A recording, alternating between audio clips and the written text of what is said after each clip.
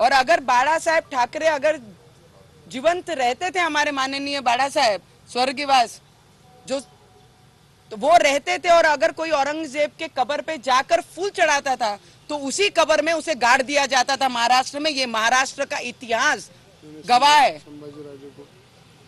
और संभाजी राजा को जो मारता है, हमारे महाराजों को जो अपमान करता है, उनके टुकड़े टुकड़े करता है, ऐसे व्यक्ति के कब्र पे जाकर ये पहली बार इतिहास में हुआ है कि उनकी कब्र पे जाके किसी की इतनी ताकत, वो दूसरे राज्य से आके हमारे राज्य के महाराज जो भगवान के तरीके हम पूछते हैं, उनके कब्र पे जाके, उनके दुश्मन के कब्र पे जाकर उनको हार फूल चढ़ाया जाता है।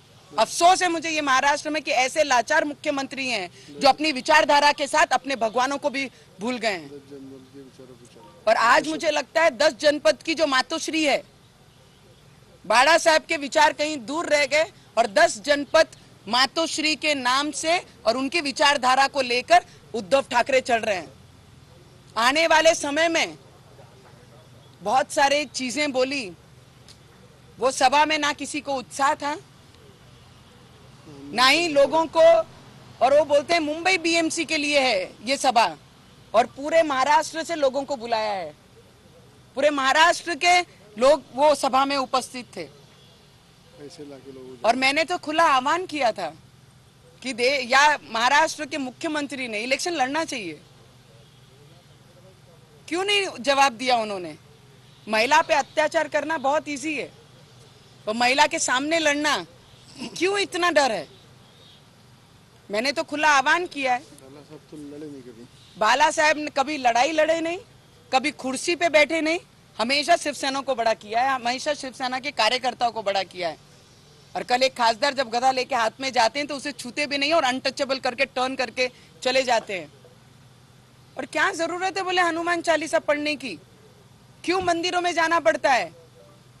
हिस्ट्री उठा के देख लीजिए जी, हनुमान चालीसा वही पढ़ता है जो संकट से मुक्त करने की ताकत रखता है। आस्था है। हम सब हिंदुस्तान में रहने वाला हर एक व्यक्ति अपने धर्म का प्रचार प्रसार करता है, और आप कहते हैं क्यों पढ़ना चाहिए?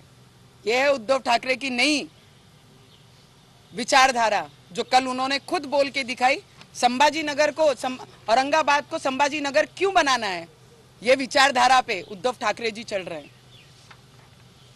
बहुत सारे मुद्दे हैं, पर मुझे ऐसा लगता है, कल उन्होंने एक बात कही, बड़ी बढ़िया बात कही उन्होंने कि मुन्ना भाई की पिक्चर, मुन्ना भाई जो फिल्म आई थी, मुन्ना भाई MBBS, संजय दत्त जी वो पिक्चर में है, बहुत याद है, बहुत ज्यादा समय नहीं पर 8-10-12 साल तो मुझे लगता है वो फिल्म को हो गए हैं। किसी पे बोलते हुए उन्होंने कहा कि उनको सपने में बाळा साहब दिखते हैं। अरे जो सपने देखता है उसे पूरे करने की ताकत भी रखती है। और एक चीज याद रखना, मुन्ना भाई MBBS सुपरहिट पिक्चर थी। अगर ये सुपरहिट हो गए, तुम ऑलरेडी फ्लॉप हो, इससे डबल फ्लॉप हो जाओगे। ये याद रखना, जो सपने देखता है वो करने की भी ताकत रखता है।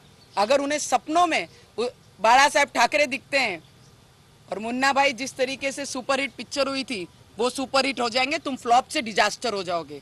ये चीज पे भी ध्यान रखना। बाळा साहब के विचार, उनकी शाल से भी तुम्हें दिक्कत है और तुम अपनी विचारधारा को भूल गए, तुम अपनी विचारधारा से भटक गए, तो पूरे महाराष्ट्र की जनता को दिक्कत है आपसे। और आने वाले समय में महाराष्ट्र की जनता आपको, आपके विचारधारा छोड़कर मतलब के लिए, स्वार्थ के लिए जो आपने पद लिया, उसका उत्तर आपको देगी।